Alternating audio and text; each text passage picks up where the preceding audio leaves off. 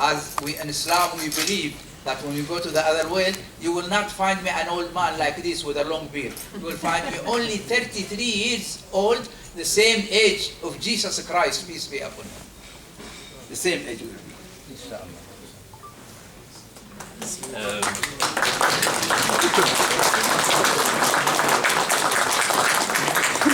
Bonsoir, je crois que vous avez tout compris. Vous avez une petite traduction, ce sera bien. Je voudrais simplement modestement traduire la parole de notre invité honorable qui a commencé par Bismillah, qui veut dire Bismillah ar-Rahman ar-Rahim, qui veut dire au nom de Dieu le clément, le miséricordieux.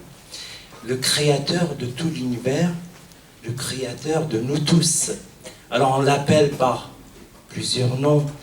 Nous on l'appelle Allah, Dieu. Il a cité d'autres noms dans d'autres langues. Bhagwan en hindou. Voilà.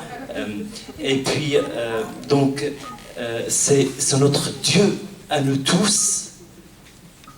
C'est lui qui nous a créés et c'est vers lui qu'on va revenir après notre mort. Et on se rappellera après notre mort de cette soirée mémorable où Dieu nous a réunis tous ici, donc nous le remercions. Et il a fait une anecdote par rapport à sa grande barbe blanche en disant que après la mort, en fait, on sera ressuscités tous à l'âge de 33 ans, l'âge de Jésus-Christ quand il est décédé. Voilà, donc c'est tout ce que j'ai rappelé. Si j'ai oublié des choses, que Dieu me pardonne. Voilà, je vais passer la parole à... On va passer la parole, Inch'Allah, à notre cher invité. Notre cher rabbin, qui est chez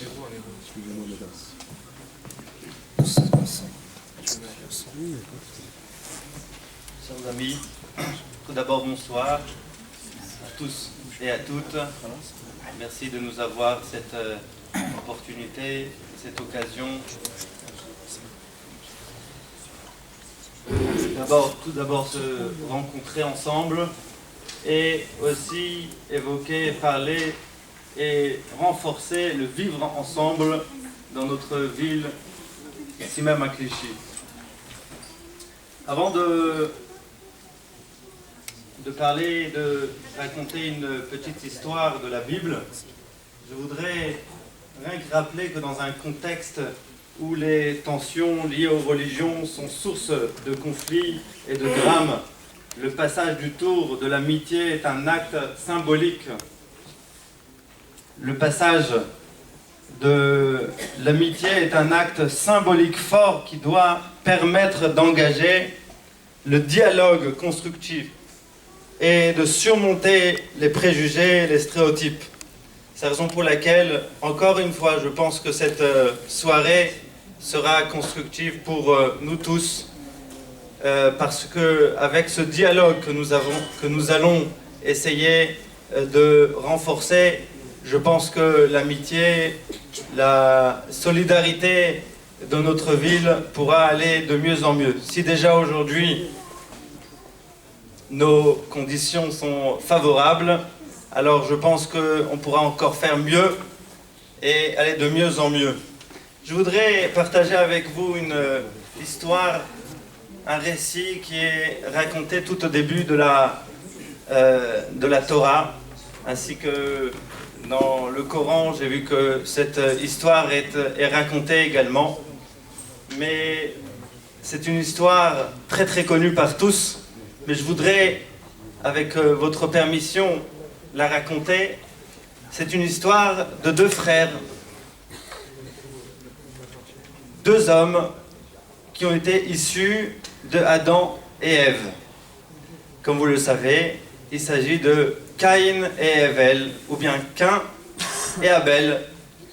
Dans le Coran, j'ai entendu qu'on les appelle Habil et Kabil. Kabil et Habil.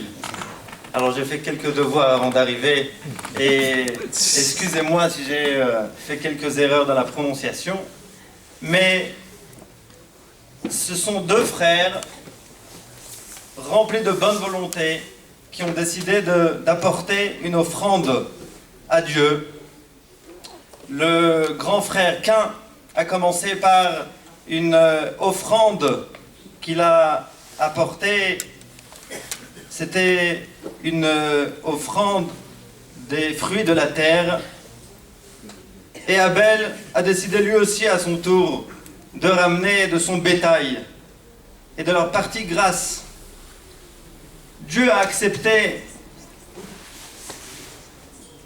l'offrande de Abel, mais malheureusement pour le grand frère Cain, Dieu n'a pas accepté l'offrande de Caïn, de Cain. Cain chagriné, angoissé comme tout, pour le fait que Dieu n'a pas accepté son offrande, est passé, comme le texte nous le dit, un jour où ils étaient dans le champ. Il est allé voir son frère. Il y a eu une discussion très très brève. Les commentaires de la Torah évoquent que c'était une discussion haineuse. Et malheureusement, ils sont passés à l'acte. Et Caïn se leva et assassina Abel d'une manière très très cruelle. Après, par la suite, la Torah nous raconte que Caïn a essayé de cacher son acte et Dieu a considéré cela comme une faute gravissime parce qu'il aurait pu s'en sortir s'il aurait au moins avoué la faute qu'il avait commis. Lorsque nous allons essayer d'analyser cette histoire, cette première tragédie humaine de l'histoire, nous allons constater qu'il y a eu plusieurs erreurs dans le comportement de